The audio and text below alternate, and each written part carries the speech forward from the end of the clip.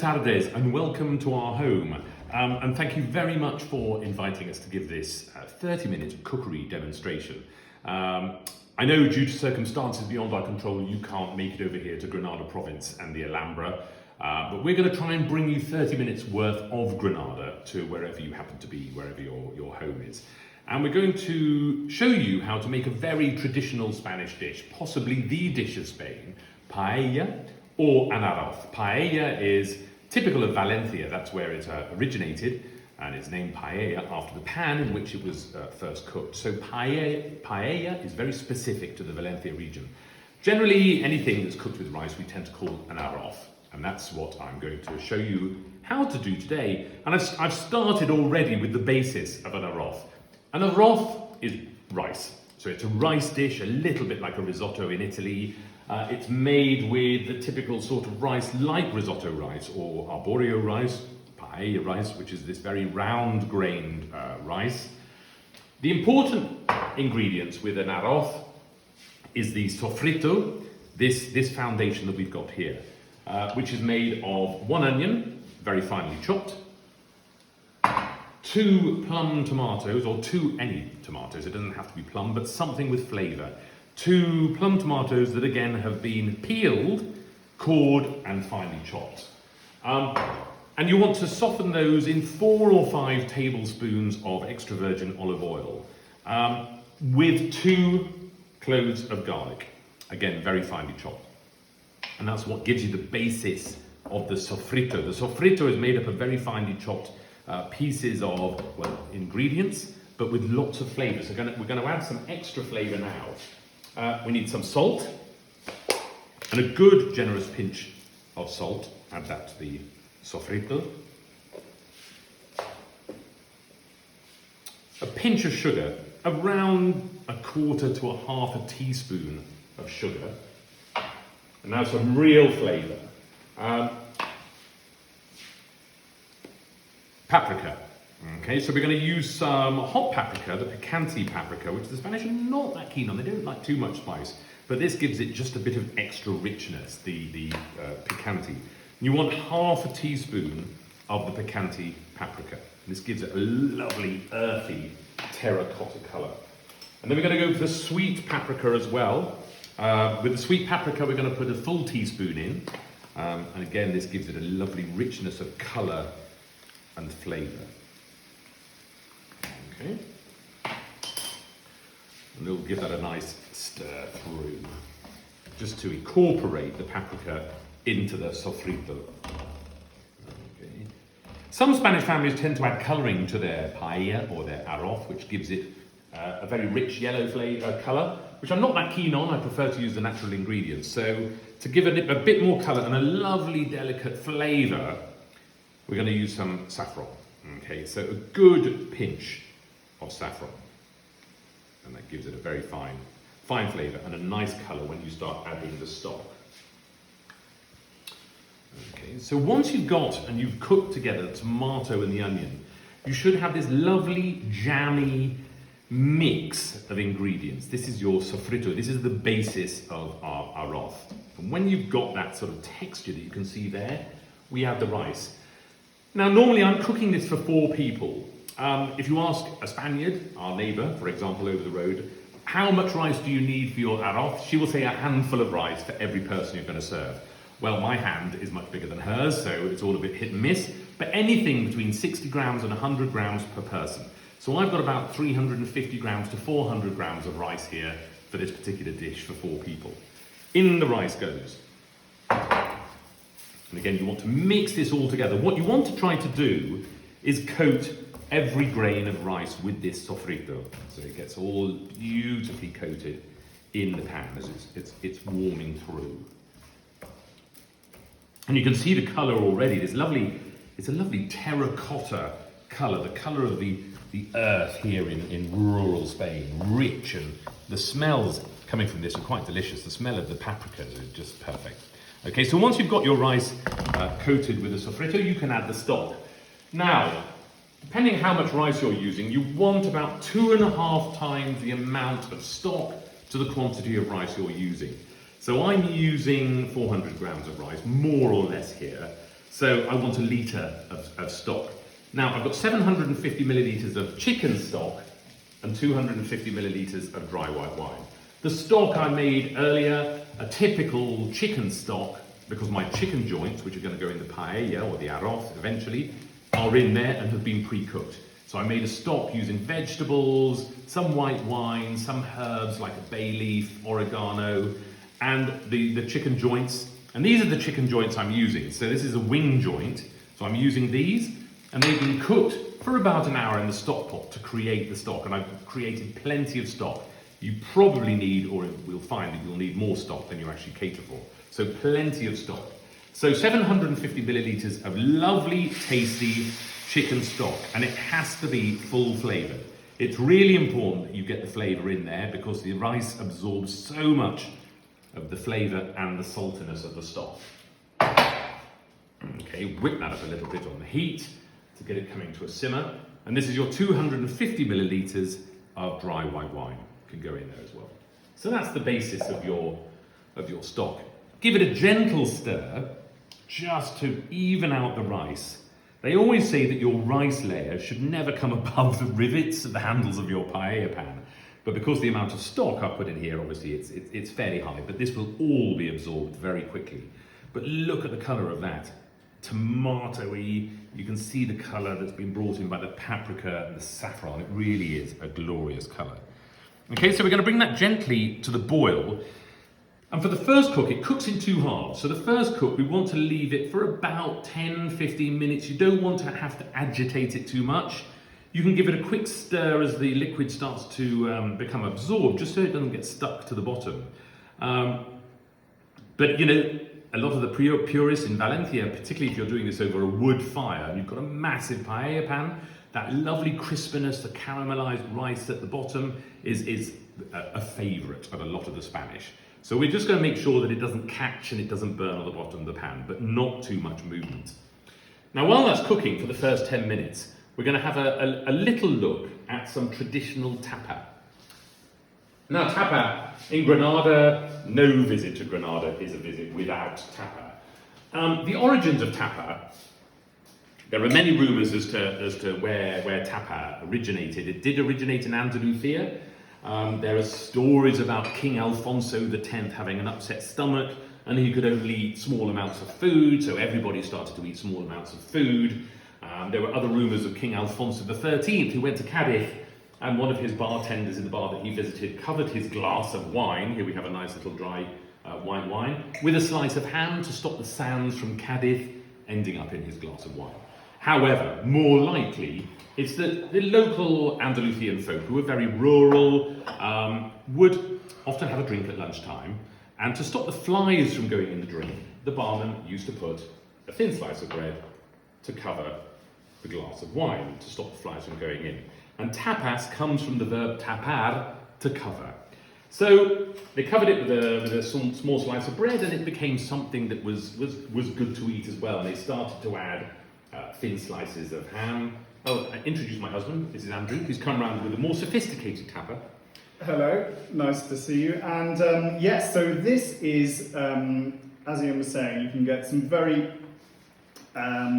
simple tapa, and this is the Jamon. So typical to the tapa that you have in your gift boxes, jamon de serrano from the mountains, jamon iberico. There are many different types of jamon. This beautiful salt-cured, air-dried ham, for which Spain is rightly famous. And it's interesting, there are more pigs in Spain than there are human beings, so you can understand how important pig is. And also a simple cheese. This is a semi-curado cheese, and we've drizzled it here with a miel de caño, it's called. So it is like molasses from a sugar cane, and it just takes away sometimes the sharpness of the cheese. But Andrew's prepared something slightly more sophisticated. What have we got here? So what we've got here is possibly my favourite vegetable of all time, which is the artichoke. And it's an artichoke heart, pine nut and lemon and thyme tapas. I fried the lemon rind and the thyme in some olive oil, just for the lemon rind to sort of crisp up a little bit. and then added the pine nuts, and then they started to turn brown, and well, that's when the flavour really releases from the pine nuts. And then finally added the artichoke hearts, and then a drizzle of honey over the top, and just warmed it through, and all those flavours come through, you know, pull a real flavour punch. So how about having a taste? So, as I say, tapa originated from covering a glass, but nearly every bar in Granada. Granada is one of the few regions left in Spain that now offer you a free tapa with your drink when you go to a bar. If you order a beer or a glass of wine, you will get something free to accompany it.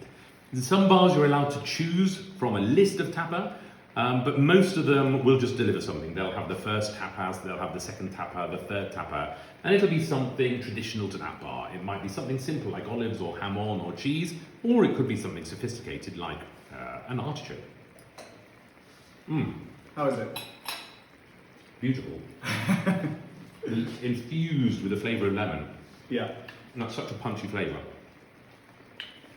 Quite delicious. Great. And in some bars in Granada, you'll get pig's cheeks. You might get tuna. A great variety. Often carne con salsa, which is a pork that's been stewed in tomatoes and creates a lovely rich sauce, but many, many different varieties. And they're very delicious. And you can eat out very well just by having a couple of drinks and having the free tapas that accompanies that drink. Thanks, Andrew. Great. Pleasure. Right. After your arroz, your rice has been cooking for, as I say, about 10 or 15 minutes. Some people will add their meat ingredients, whether it's rabbit, chicken, seafood, you can put mussels in, clams in. They will add that just straight away to the rice. I've sort of deconstructed ours because I think it gives it a lot more flavour. Remember that I created the chicken stock from the chicken joints that I'm going to use in the arroz. So the joints have been stewed, have been in the stock pot with vegetables and herbs and white wine and water, all sorts of delicious flavour in there. And what I'm going to do now is just brown the chicken joints so the skin becomes nice and crispy before adding them to the arroz. So a good couple of tablespoons of extra virgin olive oil in a wok or a large frying pan. You want to heat that up. You can see that I'm just still agitating this.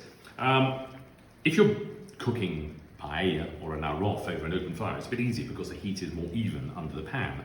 On the hob, unless you have a ring like I have here, it's quite difficult to always get the heat out towards the edge of the pan. So you just want to keep pushing the rice into the centre so that you guarantee that every grain soaks up this lovely liquor and cooks, so you haven't got too much of a crunch in your rice by the time it's finished.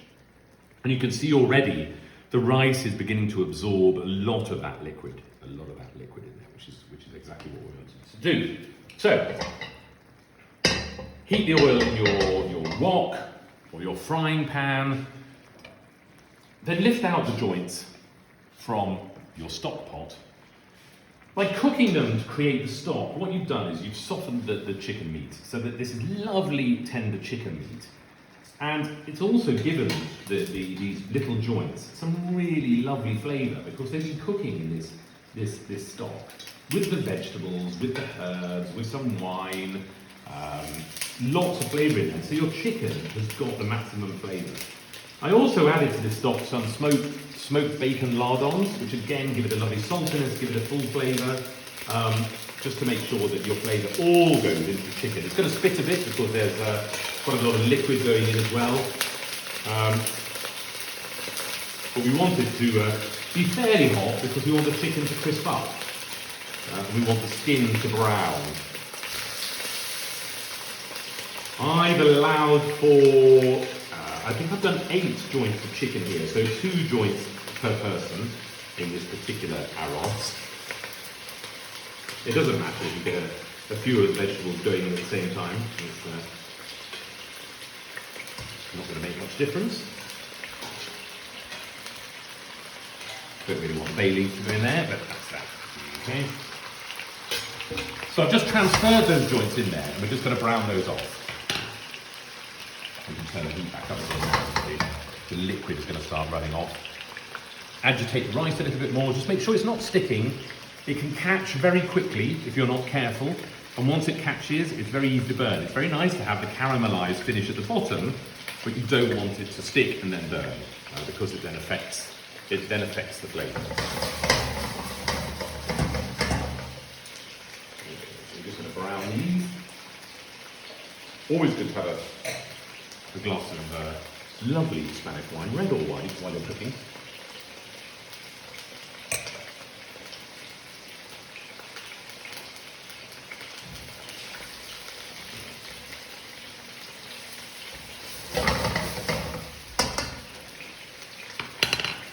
And then the other ingredient we're going to add to the arroz near the end of the cooking time are some prawns. So here we've got uncooked prawns with the shells on. And again, as I said, what I'm going to do is I tend to strip it down. I don't just add them to the pan. I like to cook them in a garlic and olive oil mix in the same pan that I cook the chicken in before adding them to the pot. Because the juices that come out when you're cooking them just adds to the flavour of the arroz here, and creates a really tasty dish. Traditionally, arroz is eaten on high days and holidays. We often have them here in the villages when there's a fiesta, or you're doing a big walk, or it's a public holiday. Often there'll be a big public paella or arroz ready for you at the end of your walk or at the end of the fiesta, and it's often something that people will eat straight out of the pan. Particularly when it first originated in Valencia, it was just something that was put on the table or would be available on the wood stove for people to eat. Nowadays, it would be served as a tapa, it would be served on a small plate, generally eaten for lunch. Often you'll find it in bars on a Friday when they like to eat a lot of rice. Right, I'm just going to turn these now, and they should be starting to just brown. I've got quite a few in this pan, so you can do them in smaller lots if you want, so that they'll brown quicker. So there's quite a bit of juice in there. But what you want to do is just start to turn colour. And it makes that skin, you can see they're just beginning to go crispy. And that's what we want, because that gives it a lovely caramelised taste as well, and just gives it a better appearance as well when it's cooking.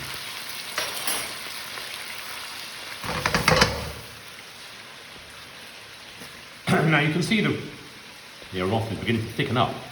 And once it starts to absorb the liquid, it absorbs the liquid very quickly. You might think when you start cooking it, you can see there it's beginning to stick slightly, which is fine. You just keep agitating it, bringing the rice in from the edge into the middle so that it cooks evenly and doesn't dry out too quickly. It's always good to have extra stock on hand, because as it starts to near the end of its cooking time, you don't want it to dry out too much. You'll find in some bars and restaurants they'll have something called arroz caldoso, which is a much more stocky arroz, and it comes served almost like a rice soup. It has a lot more liquid in it. So it doesn't really matter, but you don't want it to be too stodgy. I certainly don't like mine to be too stodgy. So if you think it's absorbing too quickly, you can just get another ladle full of your stock from your pan, add it to the arroz, make sure the temperature's up, and just keep it cooking like that. Perfect.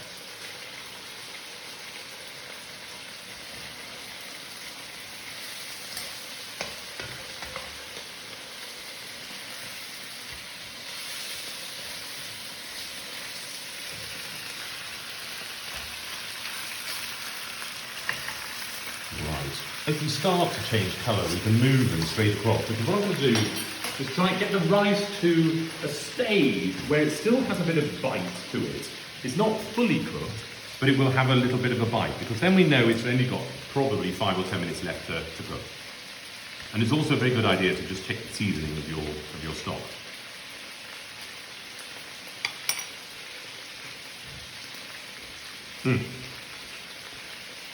Yeah, that's lovely. The rice still has a crunch, which will shortly go in the next sort of 5 to 10 minutes of cooking time.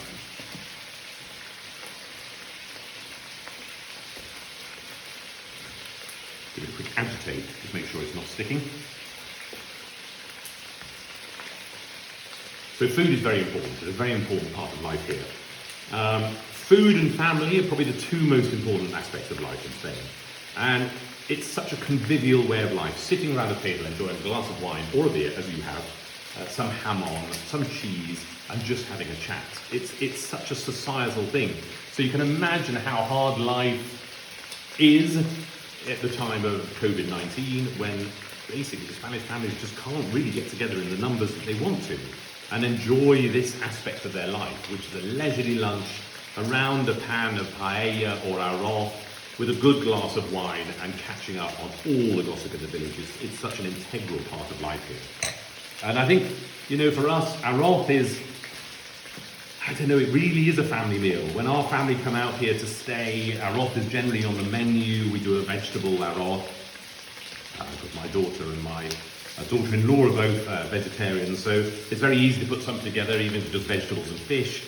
Just put something together and you can sit around a table and enjoy this hearty, substantial fare. It's something that's very filling, very delicious, and always goes down well at a gathering, whether it be family, friends. It's such an integral part of life. Right, okay, the chicken is beginning to turn colour. So when it does, I'm just going to gently lay it out on top of the arroz. I'm not going to stir it in because I don't want to lose any crispiness of the chicken.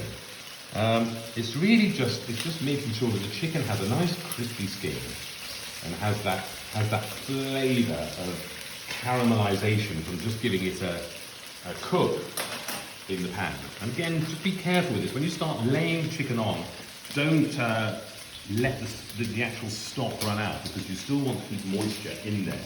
So I'm going to give another ladle, just another ladle in there, to keep it going while we cook the rest of the chicken and the prawns. Okay, put it up.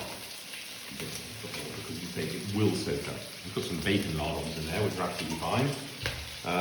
Give it a quick stir, just to get it down there to the bottom. Okay. And then, as you find the chicken, just lay them on top.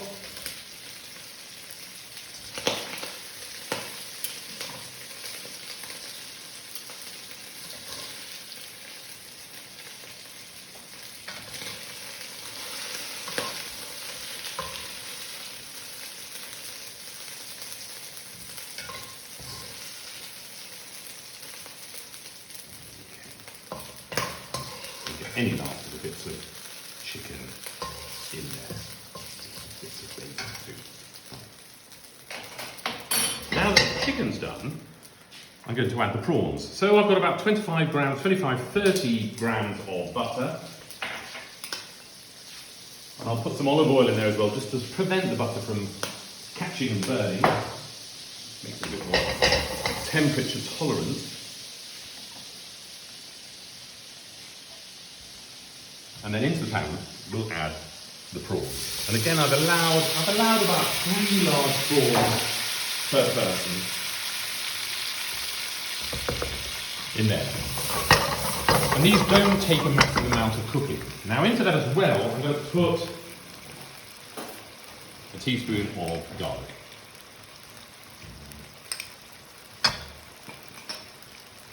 And a little pinch of salt.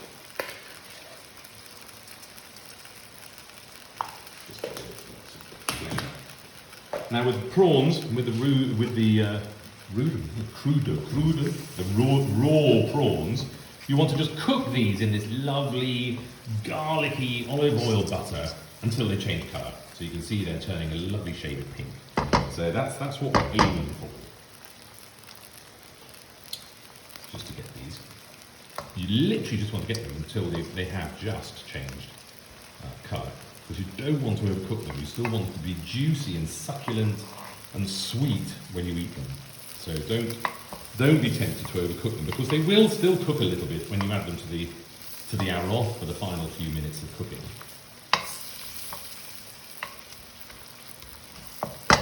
Okay. So once they change colour,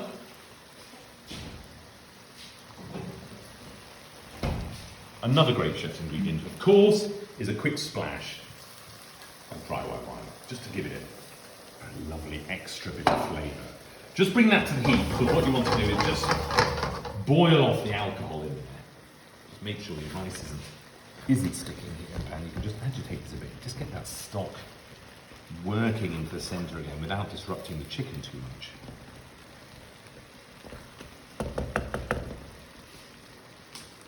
And then test it again for crunch.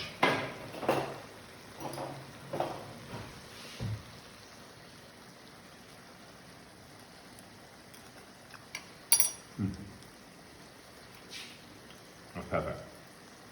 So that's lost the crunch in the grain of rice, so that's gone. So your prawns are now ready. Now bear in mind the prawns are a beautiful pink, they're just cooked, and you've got that lovely garlicky butter white wine in there. Okay? So we're going to now just add those and all that juice that's in there, because don't forget you've also got the chicken juice that the chicken was cooked in. And we're going to add that and pour over that juice across there, so the garlic and everything in there. And that's just for the last couple of minutes, because that stock will just disappear. And you can always cook this a bit of, it doesn't have to be served immediately. In fact, some people who cook arroz or paella believe that you should turn the heat off at the end of cooking and cover it with a cloth and leave it to just rest for 5 or 10 minutes. And I remember doing this for a party here not that long ago, and our Spanish neighbour was coming to help, and that was exactly the advice she gave. I said, what do I do with it now? I think it's cooked. And she's just let it rest, turn off the heat, cover it with a cloth, and it will finish cooking on its own. But you can see there the rice, the stock has become incorporated, and it will continue to become incorporated. Even if you turn off the heat, it will still soak up a little bit of that stock. You've got the chicken joints where the flesh is coming off the bone, it's so tender, it's full of flavour because it's been cooked in the stock. And then you've got the prawns that we've cooked in this garlic butter with olive oil. Again, bringing all that flavour in there, all the juices and the caramelised chicken that was in that pan has been brought in with the prawns, and there you have a really delicious, fully flavoured dish of arroz. Now to serve this, so I'm going to turn that off, and it's just going to literally sit there. Now to decorate it, you can decorate it with some roughly chopped flat parsley and some quarters of lemon. So really, you just want some lemon that you can just put on the side of the plate, and people can squeeze it on there as they see fit. So any lemon wedges, and it also makes the dish look very pretty, but it's not essential. It's not something you absolutely have to have. It's more essential, I think, if you have a seafood arroz and you've got mussels, or you've incorporated salt cod or something like that. But just to decorate the dish at the end of cooking, just a couple of lemon wedges, something like that. And there you have it. So this is arroz Casa Higueras. It's our own particular take on an arroz. Beautiful stock, rich stock with a lovely tomato and onion and garlic sofrito, and with chicken joints and prawns for a great party or family meal. Buen provecho. Salud.